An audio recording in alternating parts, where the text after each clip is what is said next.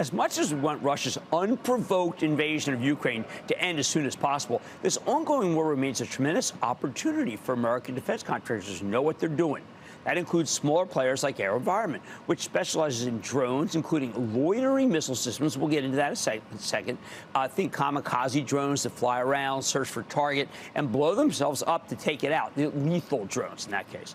I've been recommending AeroVironment for a while, and others have started figuring it out, with the stock up nearly 25% year to date and trading at their highest level in nearly a year, thanks in part to a strong quarter last month and a big analyst push last week. So can it keep climbing? Let's check in with Wahid Nawabi. He is the chairman and CEO of AeroVironment to get a better read on the situation. Mr. Nawabi, welcome back to Mad Money. Great to be with you, Jim. All right, first, tell us how things are going since we saw you last. Well, Jim, you called it right the several times that I've been on your show before. The market is starting to recognize the story.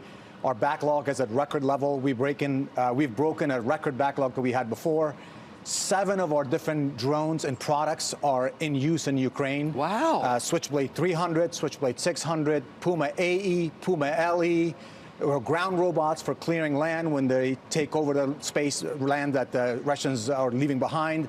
And then, of course, our Quantex Recon. And the latest tranche of the presidential drawdown included the Jump 20, the Group 3 UAV, which is going to be a game changer for Ukraine. This is a drone that carries much more payload.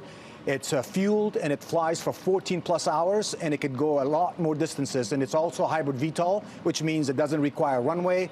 It's going to be a big, significant boost to the Ukrainian military's offensive and defensive capabilities. All right, let's start with the simple ones first.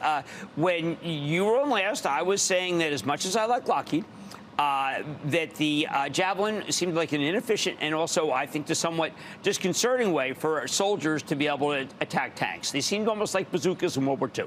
Your method is a lot more potent and a lot safer. Tell us about it. Absolutely. It's a vastly superior capability. Javelin can shoot and take a target out from 2 to 3 to 4 kilometers.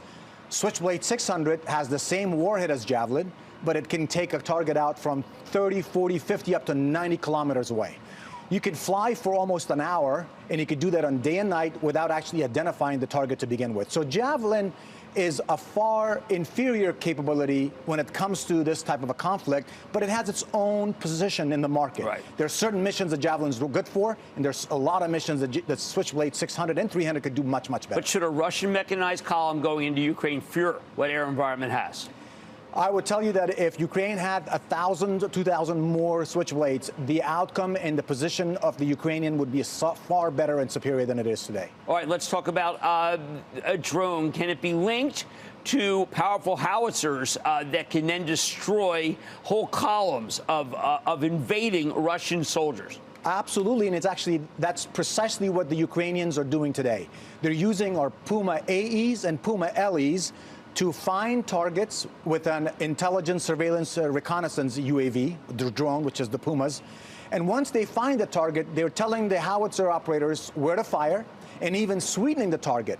So U.S. wants to make sure that every time we fire a howitzer or any of our missiles, that it's effective and it takes out a target. So it actually improves the efficiency and effectiveness of these weapon systems by using drones such as Puma and Jump 20 to be able to sweeten the target, but also after you fire and you attack a target, battle damage assessment after the target is hit is extremely important. Do we take out the entire target? Do we damage it enough, or do we have to do more? So all of this is happening with most of our drones. Our drones are the workhorse and the backbone of this fight, and that's why the Ukrainian military and the government, including the commander of the war from the Ukrainian generals, specifically has been asking for thousands more. When you showed me how to work one, I'm not proficient in things, but I felt like I could do it. These are not weapons that require whole battalions of U.S. soldiers to teach them how to use them. Absolutely not. The whole training is very short, few days, and an 18-year-old soldier can learn it quickly and go to operation within a matter of days. We have plenty of capacity to train more. We have deployed our trainers within the U.S. military, both domestically and abroad, and we stand ready to support them. Scaling of the training and empowerment of the Ukrainian military is not a bottleneck. How many do you think have been launched, and what's the success rate? So directly, we just had some folks that work directly with the Ukrainians and been in country and have had direct engagements. The efficacy of Switchblade is extremely high, very, very high. The numbers that I was quoted recently was well above 80%. It's just 80% mission.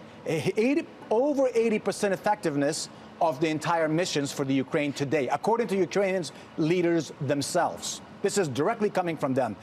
And the other thing is that this is the weapon system that there's no other alternative. There aren't too many things that they have that can do the job instead of it. So when they become depleted, they really have to be resupplied. All right, so a Switchblade, millions of dollars per Switchblade? Oh, no. The Switchblade 300 is in tens of thousands, and the Switchblade 600 is equivalent to a Javelin. Well, then why do we have all this worry among particularly some of the Republican Party saying that it's costing too much? It sounds like that these kinds of weapons are very effective and they don't cost as much. They really don't. They're very comparable to equivalent weapons with far, far superior capability and operational effectiveness. And you now have no supply chain problems? How many can you produce if the government calls you and says, we need everything that you can make right now? Well, I've got at least one factory that can make 4,000 a year for one shift. I can double the shift and double the production, and I already have a second factory up.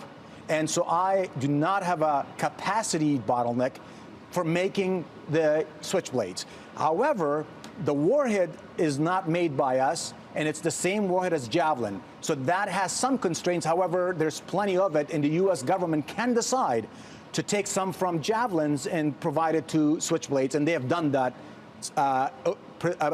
intentionally certain times when they see the need. Are there other countries that are buying your product and also helping Ukraine with them?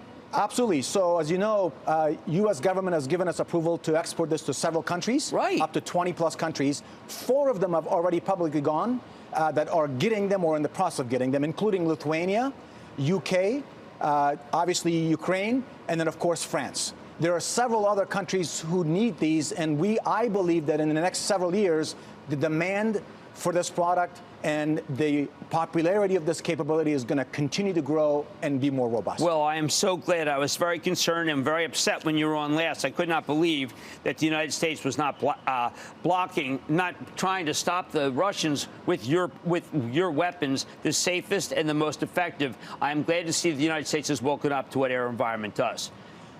Thank you very much, Jim, and we're pleased, and we'll continue to work on it. We have a great company, great products, and I think it's the right solution for the president. You sure do. Yes. All right, I want to thank Wahid Nawabi. He is the chairman and president of AeroVironment. That's AVAV, a stock I have liked very long. I need you to look at this company, okay? This company is doing the right thing, and it's also doing the right thing for shareholders. Mad Money's back after the break. Coming up, Cramer takes your calls, and the sky is the limit. It's a fast-fire lightning round. Next.